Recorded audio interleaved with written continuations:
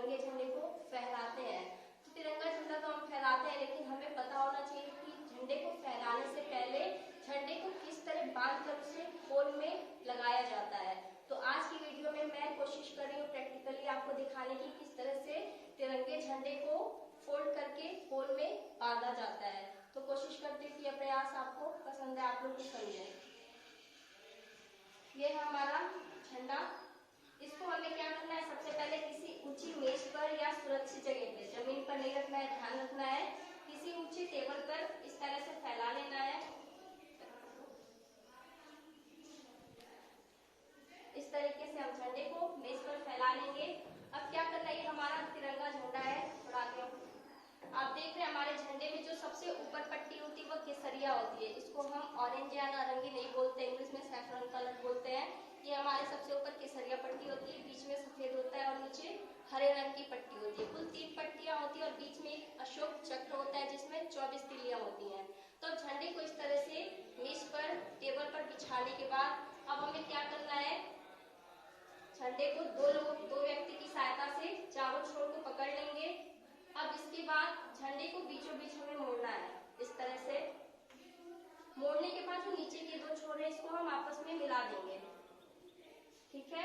अब क्या करना है कि जो केसरिया रंग की पट्टी है इसको नीचे से उठाते हुए सफेद छोर से मिलाएंगे, जो सफेद पट्टी है। इसी तरह से दूसरे साइड जो हरे रंग की पट्टी है इसको भी उठाते हुए सफेद जो रंग की पट्टी है उससे मिला देंगे। अब हमारा तिरंगा झंडा कुछ इस तरह से दिखाई देगा।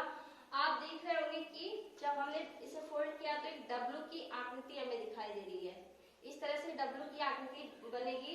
जब हम किसी राष्ट्रीय पर्व पर झंडारोहण करते हैं तो हम झंडे के बीच में कोई गुलाब की पंखुड़ी या गेंदे का फूल डाल देते हैं, लेकिन यहाँ पर ध्यान रखना है आपको ऐसे फूल नहीं डालने हैं जो कलर छोड़ता हो।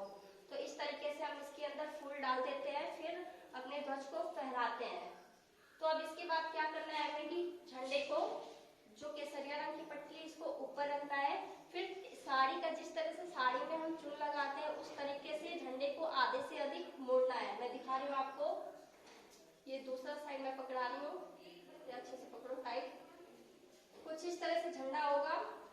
जहाँ पे रस्सी है उस तरफ से नहीं मोड़ेंगे, उसके दूसरे साइड से हम इसे चून की तरफ मोड़ना 5 से 6 बार मोड़ेंगे चून लगाते हुए।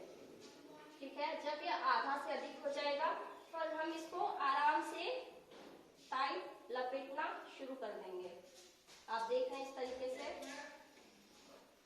झंडे को जब आखिरी तक लपेटेंगे तो यहाँ पर एक चीज ध्यान रखना है कि जो केसरिया रंग की पट्टी का जो लूप है इसको हमेशा ध्यान रखना, ये ऊपर की तरफ रहेगा, ये नीचे नहीं रहेगा, ये ऊपर की तरफ रहेगा।